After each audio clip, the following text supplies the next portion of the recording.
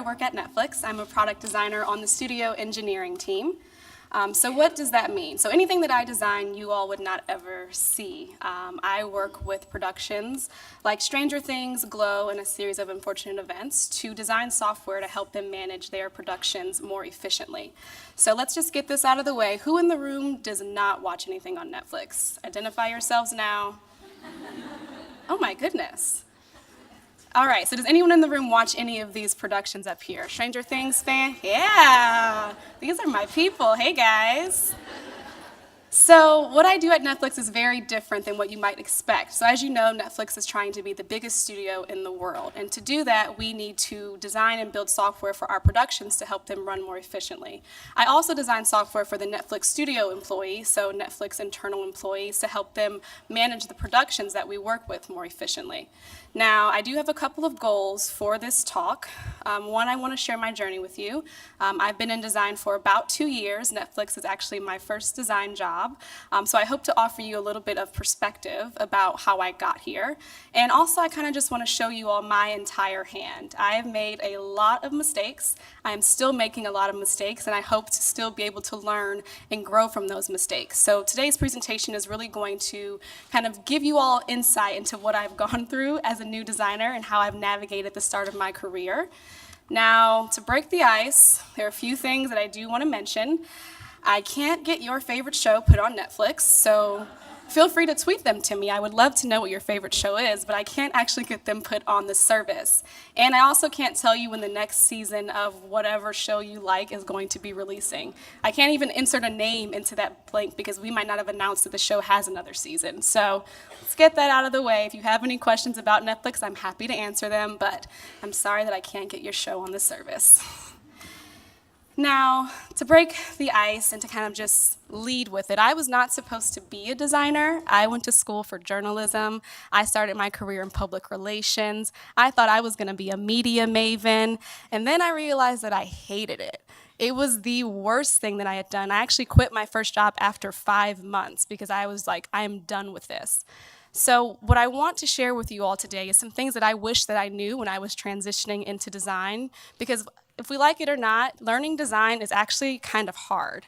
I was self-taught, which means that I couldn't afford a boot camp, and I did not know that I should focus on design in college. And also, I can't draw, so graphic design was really the only way that I knew about design. So today, I want to share with you 3 insights that I wish that I knew when I started, and hopefully they'll be able to inform your navigation of your career and maybe even resonate with you if you're going through those things right now. So the first thing that I want to share with you as far as advice is don't fake it. I know what they say, fake it till you make it. You know, that sounds really great and really sexy. If you walk around with confidence, of course you're going to know what you're talking about. Now I want to challenge that, and I want to give you a couple of anecdotes of ways that I could have faked it and kind of did fake it a little bit, but how it would have actually hurt my career instead of helping my career. So when I was interviewing at Netflix in my first round of interviews, I was doing my portfolio presentation. And the interviewer asked me about an app that I was presenting to her. And she asked, did you do a heuristic evaluation to help you inform some of the design decisions that you made when you were designing this app? Now, I'm going to be honest with you, I had no idea what a heuristic evaluation was. And I'm pretty sure that I should have, but if you're being honest, there are so many things to know in design that you can't be expected to know all of them. So in this moment, I had a couple of things that I could have done. First, I could have been honest and said, I have no clue what you were talking about. Second, I could have come up with an answer that wasn't really an answer, but didn't tell her that I didn't know what she was talking about. And third, I could have just wing it. I could have just come up with something and pretended like I knew what a heuristic was or what a heuristic evaluation was. And if I'm honest with you guys, I wish that I could say that I was honest with her. I wish that I could say that I didn't fake it just a little bit. But I'm pretty sure I came up with some kind of answer that told her what a heuristic was or told her that it wasn't what I actually knew what I was talking about. And I'm pretty sure she kind of just looked at me like, okay, girl, sure, you did that. But if I'm being honest, I didn't know what I was talking about, and I didn't know what she was talking about.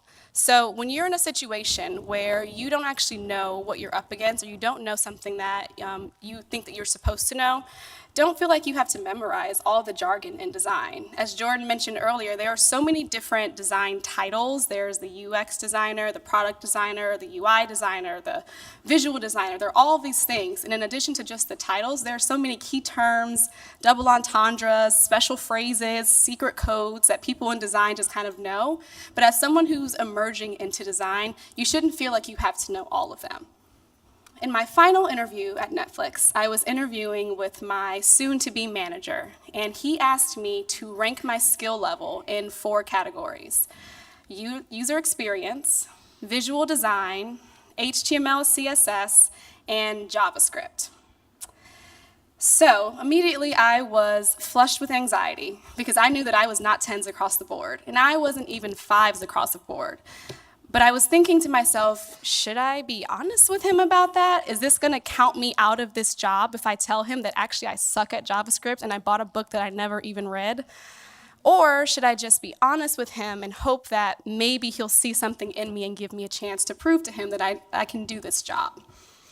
Well, to show my entire hand to all of you, I believe that I ranked myself a 7 in user experience, a 3 in visual design, and I'll show you why in a little bit, a 5 in HTML CSS, which I later learned I don't actually know as much CSS as I thought I know, so that probably should have been a lot lower. And I think I gave myself like a 2 in JavaScript, which is being pretty nice. Because like I said, I bought a book and I never read it, and I still couldn't tell you what JavaScript really does. But I tried to be as honest as I could. And the lesson here is just be honest about what you know and what you don't know. You're gonna come across situations where you might feel like you have to embellish things or you have to sell yourself. And I know that you all have seen the job descriptions that ask entry-level positions to have 3 to 5 years of experience. Those are a load of crap, and you don't need 3 to 5 years of experience to start a brand new job. And if you come across those job requirements, just remember that whatever position is supposed to be for you will be for you. Maybe this company does need someone with 3 to 5 years experience. Maybe that job isn't for you, and that is completely okay.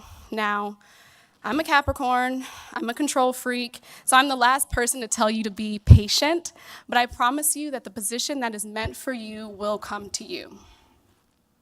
So the second piece of advice that I want to give you all is that everything starts ugly. Now, when I say everything, I really mean everything. And even though I've been in design for about 2 years, stuff I still design today starts pretty bad. So I want to illustrate to you what this really means. So this is what my portfolio looked like when I first started it, September 12th, 2015. I don't know why I had a green background. Does it look as bad? Oh yeah, it looks bad up there too. So yeah, I don't know why I had a green background. I don't really know what I was trying to do. To tell you all everything, I was trying to code my portfolio as well as design it because I thought that being able to code and also being able to design would give me a leg up in the industry. So before we get these questions at the end, do I think that designers should code? This is what I think about that. If you're not familiar with this meme, it had a really good run on Twitter. So no, I don't think that designers should code. So let's just get that out of the way. I think designers should do whatever the hell designers want to do. You have a niche and you have something special to bring to the table, and you don't need to learn an entirely new hard skill to be beneficial as a designer. For me, I liked coding, I liked learning about it, so I did it, but you don't have to. So if anyone asks you if you should be coding as a designer, just point them to this meme and just settle that argument right there. So this is what my portfolio looks like about 2 weeks later. Yeah, still bad. Every time I wanted to do my portfolio, I tried to start, and I got as far as I could before I got super frustrated. I closed my computer, and I just kind of went on with my day. I think I started 5 or 6 different portfolios trying to get to a point where I felt like I could be a designer. I'm gonna be honest with you guys, after this try, I was like, I probably shouldn't pursue this. I don't think I'm that good at design. Like, I can't even design a simple website. But like I said, everything starts ugly, but practice does make perfect. So about a month later, this is what my portfolio looked like. A little bit better, still turquoise. But I started to see myself more as someone who could actually take a problem and change it and come up with a solution. So I use my portfolio as an opportunity to be a design project. I tried to get into the minds of a recruiter and think about what would they be looking for and what do they need to know about me in order to try and reach out to me to hire me.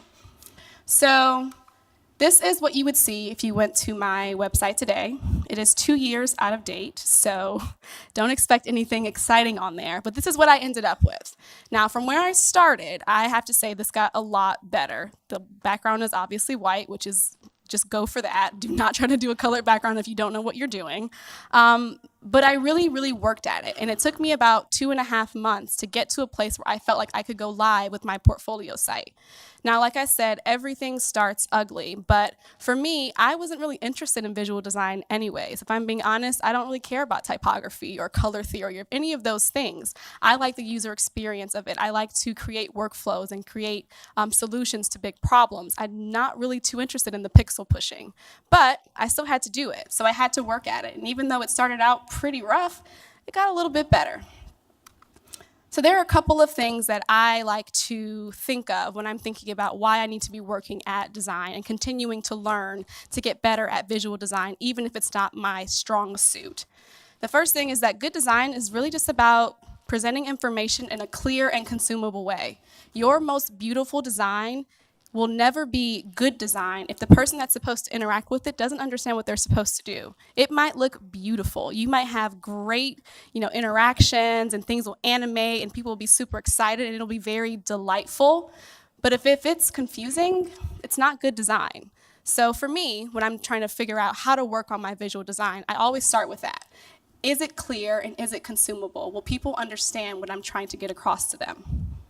The next thing is that every solution doesn't have to be complex, but every problem does deserve your full consideration. Sometimes it's just as easy as adding a button, and that's okay. It doesn't have to be this really, thought out and magical experience. Sometimes you just add a link or add a checkbox, and that is completely fine. But every problem that you attack deserves your entire consideration. Don't just throw design, solutions at things that you haven't actually thought through.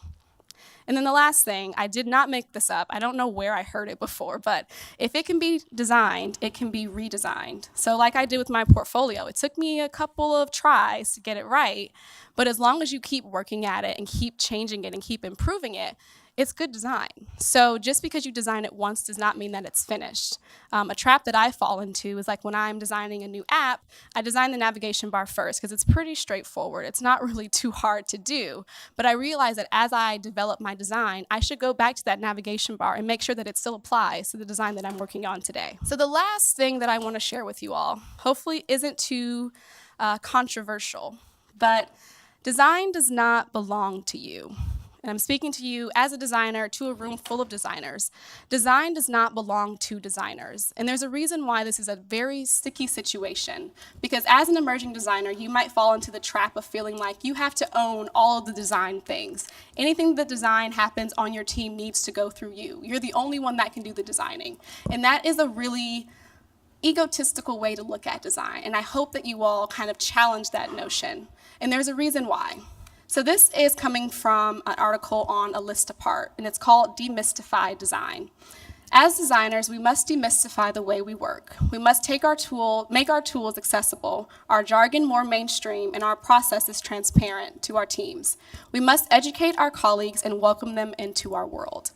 So like I mentioned before, it's very easy to fall into this trap of thinking that you're the only person that can design because you're the designer, especially when you're the only designer on your team. And I fell into this trap a lot. And one funny story about this is that I was working on this design for the first app that I was building, and I had this idea that if I worked on it by myself and I didn't show it to anyone, one, I would get less feedback and less critiques because I would have thought of everything if I was just doing it for a long period of time. And second, I felt like I would feel more accomplished. I feel like I would be proving myself if I could do this thing by myself without anyone's help. And then I designed a modal with no back button. And I don't know how I forgot to put a back button on a modal, but I did. And it was the most embarrassing thing, and it still haunts me to this day. But I know that the reason why I did that was because I didn't show my designs to anyone. I didn't bring anyone into my process. I didn't have anyone critique what I was working on. So I challenge you to not fall into that trap and to not feel like, as the designer, you have to do all of the designing, because everyone has something to bring to the table. So how do you do this? Well, first, you should open up your process.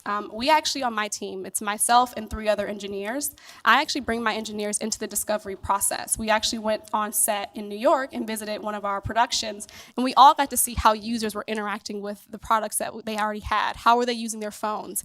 How often did they pick up their phones on set? And we were able to all see that together. It wasn't me going to discover things and then coming back to the team and telling them about it, because it actually is much better when it's firsthand knowledge. Secondly, I have my engineers actually critique my designs very, very early in the process. I have them point out things that I didn't even think of.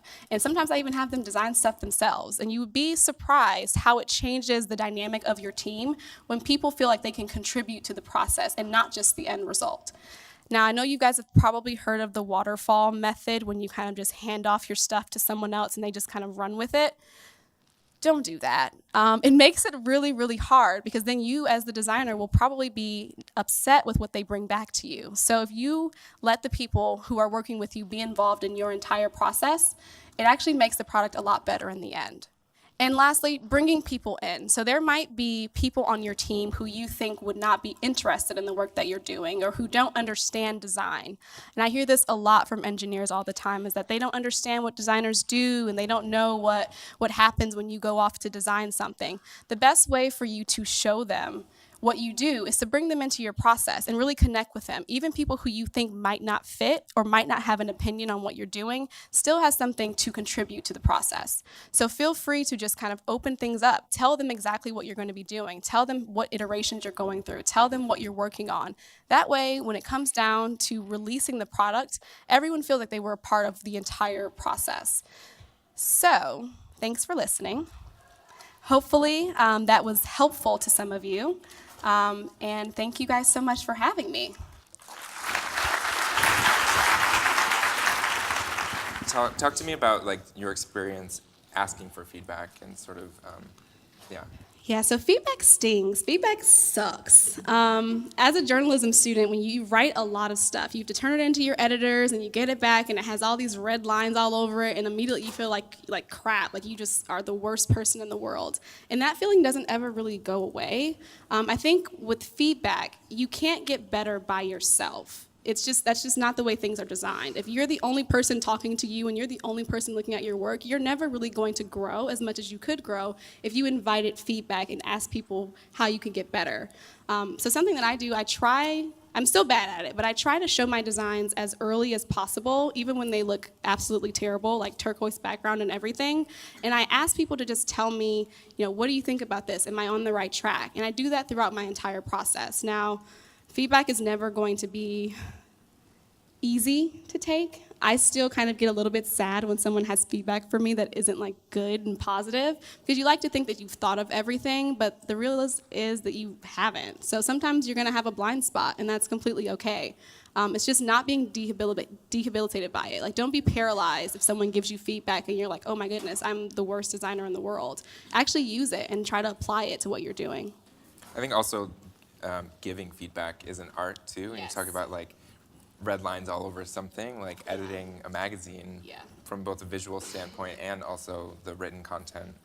You want to work with these people again. Right. So Don't put red lines on people's stuff. It doesn't feel good. in a really sort of careful way, Yeah. I think. Yeah. What didn't you feel sort of prepared for? Obviously, you went to school for journalism, but what didn't you feel prepared for getting into design, being so fresh to it? I think when I was learning design, design in theory sounds great. When you're reading all of these books and you're on Medium, you see all these beautiful articles, and you're like, oh yeah, I can do that. I can jump into design and I can design all the things. And then you get to work and you're designing in practice, and you realize that you're not designing by yourself and you're not designing for one person. You actually have to think about the business stakeholders. How is this going to make us money? You have to think about your team and the technological constraints. I think the thing for me, I wasn't really ready for how many constraints actually are in the design process And that's the biggest challenge that I think I've had, is bringing all of these different disciplines into the room and having these open conversations about where we should take a product. It's not just you by yourself. It's not just you and your engineers. It's a lot of people that are involved and have hands in all of the products that you're going to be building. I think that I was not prepared for that. And I'm used to like writing in my room and like doing my own thing, and then you've got like 12 people who are telling you that you can't do this and you can't do that. So it definitely changes the way that you design things. Completely. I mean, I think in design school specifically, and even in journalism school, I'm sure everything is sort of siloed, and our projects are very self-initiative and driven by our own vision. And I think the more we build project teamwork into our curriculums, then maybe that can help prepare us for these real world things. And that's also a part of like bringing people into your process early, because once you have a finished product, you don't really want people to tell you that it's wrong. Like at the end of the row, when you design something for 3 weeks, you don't want to hear that, this is the wrong way you should have gone. If you bring people in early, maybe that collaboration will actually help you make better products. You don't want to wait until the end and then realize you have to go back to the drawing board and start from the beginning. Right, and it's so much easier retrospectively to look back and be like, oh yeah, these are the flaws, but if you're, getting through them throughout the process, it helps. How about breaking free from our titles? Junior designer versus senior designer versus, how do you manage that internally? So when I started at Netflix, I was calling myself a junior designer because I thought that's what you were supposed to do. And my boss actually told me to just drop the junior. Like, don't even call yourself a junior designer. If someone looks at your resume, they can see how much experience you have. And I think the word junior kind of has a reputation that might precede people. It might actually change their opinion of you. So if you're in a situation where you're calling yourself a junior designer, feel free to do that, but don't feel like you have to. Like, you don't have to say it again. Like, it's already on your portfolio. Maybe you've only got a year of experience. That's okay. But don't feel like you have to tie yourself to that title. Just be a designer, because you are. The minute you decide that you want to be in design, you're a designer to me. So call yourself what you want, but don't feel like you have to live under this junior umbrella, because it does change the way you see yourself and how other people see you as well. Everyone's going home and changing their Change those resume to portfolios, change those resumes, take that junior off of there. Senior brand strategist. Wait, don't go too far. Don't fake it now. Don't fake it. All right. Don't fake it. Don't fake it. Let's talk about the should. Okay. The big S word, which, I struggle with a lot as well. Sort of people thinking I should be doing more of this, or I should do, you should really write an article about this topic. And where does that expectation come from, and how do you manage that? I think in design, a part of the whole mystery behind design is that a lot of people don't know what we do, and they think that the only thing that we do is change the colors of things and change the fonts of things. So they think that we have all this extra time to learn all of these other things. Like, when am I going to learn how to do Rails and Ember and all of these things that I have a job to do? Design is already a hard skill, so don't feel like you have to add another hard skill to the table just to be beneficial. I think that every person has something to bring to the table other than design, and I mean more in terms of soft skills. Like I said, I'm a control freak, which translates really well to organizational. So I do a lot of the organizational stuff on my team. Now, is that a hard skill? Absolutely not. Am I coding? Not really. But I feel like you have something to bring to the table other than design, and you can look at what you're interested in, what are your passions, what do you like to do on the weekends. All of those things can actually inform what you bring to the table. But don't feel like you have to do more than what you already do, because there's a lot that goes into design. Like, it's hard to be a designer, and it's really not anything like, aside from colors and shapes and typography, like, design is a skill, and you have to work at it, and you have to practice, and you have to improve and get better. So don't feel like you should be doing a bunch of things that you don't actually want to do. Unless you are interested in it, feel free to go for it, but you shouldn't do what people say you should do. You should do what you want to do, and then go forward with that. I think also when a lot of our work is very visual, right, and out there, exposed, we often compare ourselves to other people, and the pressure of finding the path that you're going to be in, the niche that you're choosing is hard to, when everything's sort of like side by side, and realizing that we don't gotta do anything. All right, I don't do anything if I don't want to do it. Thank you so much, Thank Jessica. you. Thank you, guys.